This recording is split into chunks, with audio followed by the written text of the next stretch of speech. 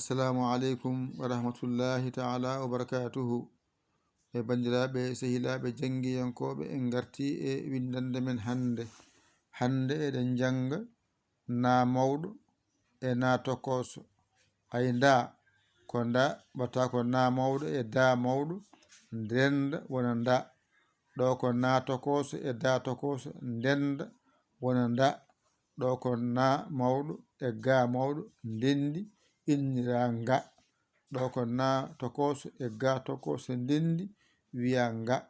Ɗo ko na mawɗo e ja mawɗo ndendi wiya ja. Ɗo ko na tokoso e ja tokoso ndendi wiya ja. Ɗo ko na mawɗo wonɗo peskil waɗa dow innira ña. Ɗo ko na tokoso yelɗo peskil waɗa hen wiya ña. Ɗo ko na mawɗo feŋiɗo wayni wiya ŋa. Ɗo ko na tokoso fayles wiya ŋa. Nde noon hande ɗum ɗo woni mawɗe ɗe, ɗum ɗo woni tokose ɗe.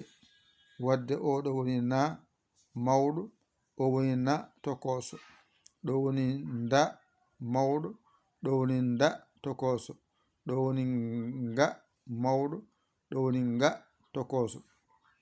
Ɗo woni ja mawɗo, ɗo woni ja tokoso. Ɗo woni ña mawɗo, ɗo woni ña tokoso. Ɗo woni ŋa mawɗo, ɗo woni ŋa tokoso. Ko ni foti. ƴettu kuɗol ma e karne ma mbañirɗa ɗum janga ɗum ɗigga.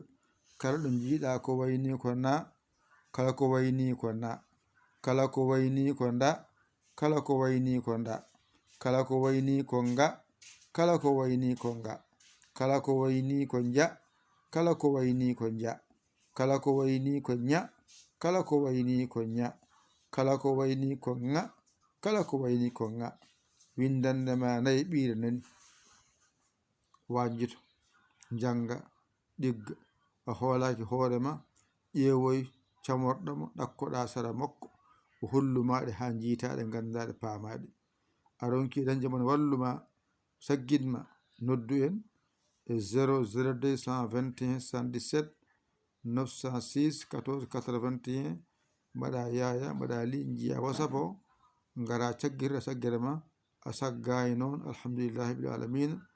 Windande men nayi ɓiire nan ɗon o ko musidɗo mon giɗo mon almudo mon nder e bowal Yaya li kawal Sénégal. Alhamdulillahi bil alamina. On jarama. Wassalam.